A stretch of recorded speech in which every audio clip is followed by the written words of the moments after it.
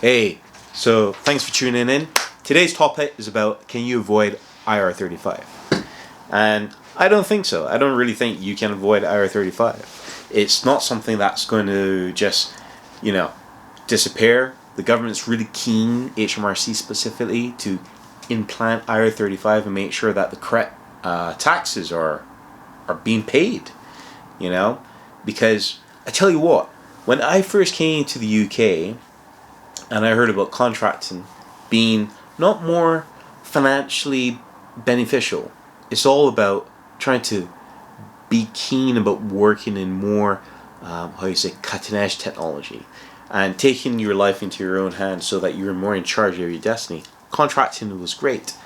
Now, I read the HMRC white papers, and basically what they said is that acting as a contractor, you're meant to do particular work for a particular amount of time. If you find yourself that you're actually working in a business that you have to clock in, clock out, and you're told what to do, and your client's in control of you, really, then you fall underneath employee status, and you should not actually be working under those circumstances. If not, you will get a fine.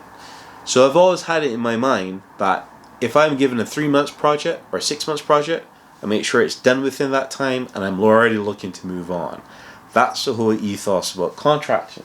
However, in working in the IT industry as a contractor for about 2 to 3 years, one of the conflicts I've always come across was recruitment agencies would give me a hard time if my contract was 3 or 6 months, or sometimes I will work as a contractor for up to a month. A minimum of a month, and they will question, why have you only worked in this place for a month? Why have you only worked in this place for 3 months, 6 months? It's because I'm a contractor. Have you not read the HMRC white paper that actually says that you should not be working there 6 to 12 months as a role that could be hired as someone permanently? And look at where we are now. No one obliged by the rules, so the government had to step in to make sure that those rules were followed. So here we are. So, is there a way to avoid IR35? No. And, I've printed something off from HMRC that basically just outlines this. You've got the mutually of obligation. Essentially, just because your client asks you to do something does not mean that you have the obligation to do so.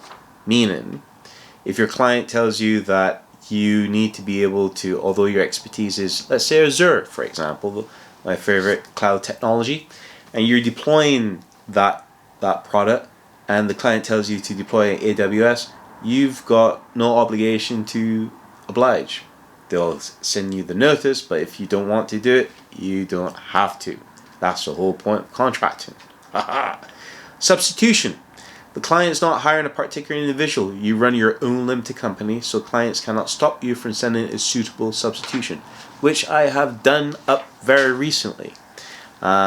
You are hired as a limited company, and if you find that you are working in a situation that somebody else can do your role and you can substitute someone within your company, you can do so.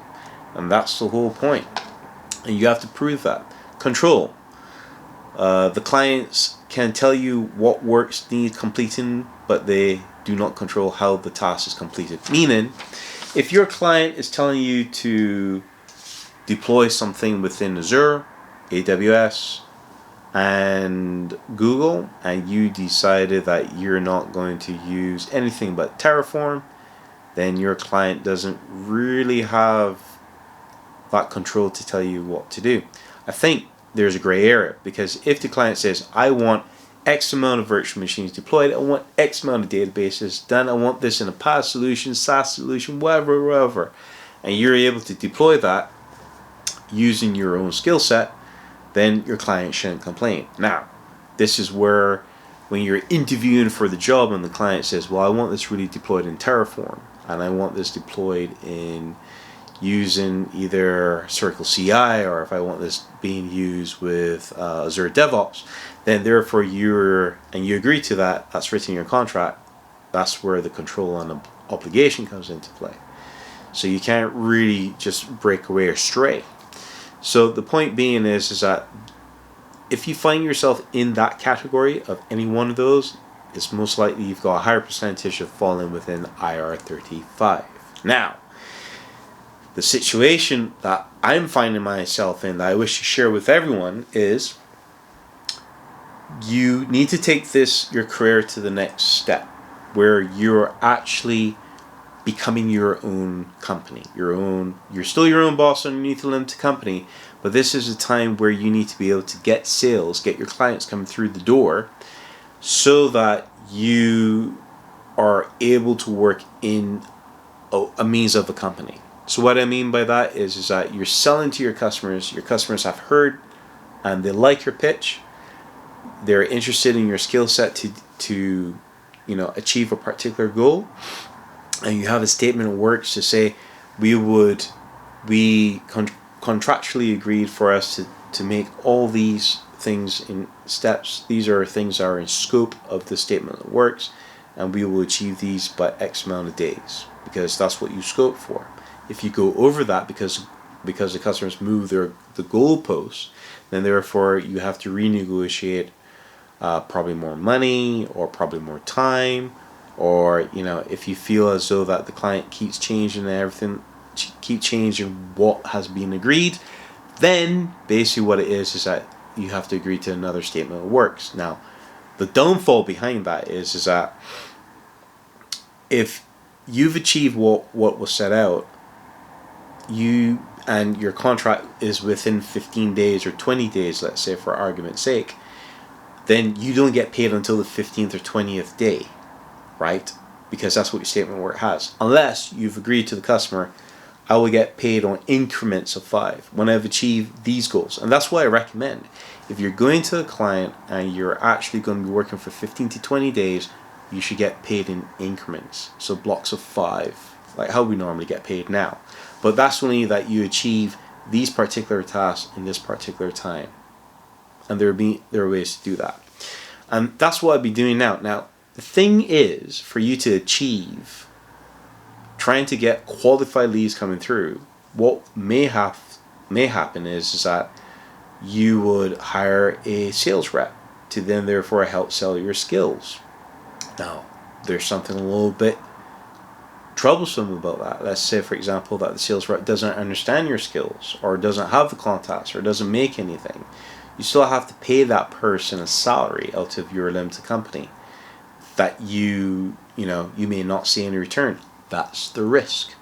The second thing is that you could take it upon yourself to be your sales rep. But the problem behind that is that when you are actually trying to go out there to sell, that means that you're neglecting the work that your current customers have. So you find yourself in a vicious circle where you are doing the work, but you can't do sales because you're focusing on completing a particular task, and then you have probably about a week to a month of trying to get another client for another project. But here's the scoop. There's a different way. This different way is trying to digitize your limited company by basically selling your services online. So how do we do this? Very simple. First of all, you get trained on what digital marketing is. It's essential to do that because there's a different cognitive bias of how to actually be achievable on this. Now, what you want to do is to try to actually find a way of where your avatar is, your customers, and be able to have a video, like an ad of basically that tells your clients what you can actually do, your services, your potential, and what issues you can help them address. Adding value to them is really, really what you want to do, right? So the thing is that there's no way to be around the IR35, and the last thing you want to do is lose sleep at night thinking that you may be able to be haunted by the tax man. You need to take your company, your skills to that next level. That next level is trying to have an ad that qualifies your leads. Now, here's where the magic is of digital marketing.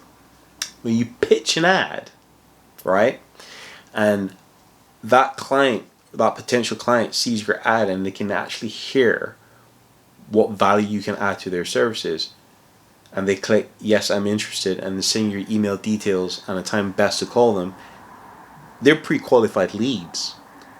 Now the reverse is, if you were to do this in the traditional sense, meaning there's nothing bad with it though.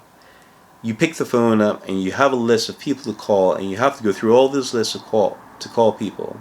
You have to qualify all those leads first. Yes, I'm interested, or no, I'm not interested, or no, I don't want those services. But the person that clicks yes, I'm interested in your services and want to hear more is a pre-qualification, meaning you've allowed technology to do the hard work for you. So cold calling is not really that fundamental in the process of sales anymore. It's probably like a warm call. You're interested in my services, you're seeing my ad, can we have this conversation, and let's go forward. So that's where we are. IR35 is going to come in 2021. Let's say, for argument's sake, it doesn't get implemented in April. Then, okay, it's probably deferred to another time. Who knows? But how exciting would it be that you can actually get your own clients, adding value to them, all because you've learned a new skill. Now that new skill is not that hard to learn. It's just, as I said, it's a different perspective that you have to be in place. And there's nothing scary about it. I'm doing it, it's working really well. I'm partnered or affiliated with a company called Six Figure Mentors. And that course has basically taught me how to sell online. Where to find my potential best customers and how to actually draw them into my services. The other course I've done is consultancy.com, or consultant.com, sorry, with Sam Ovens. So, and they both work. So if you want any more information on those topics, you just let me know, and I hope to hear from you soon. Thank you.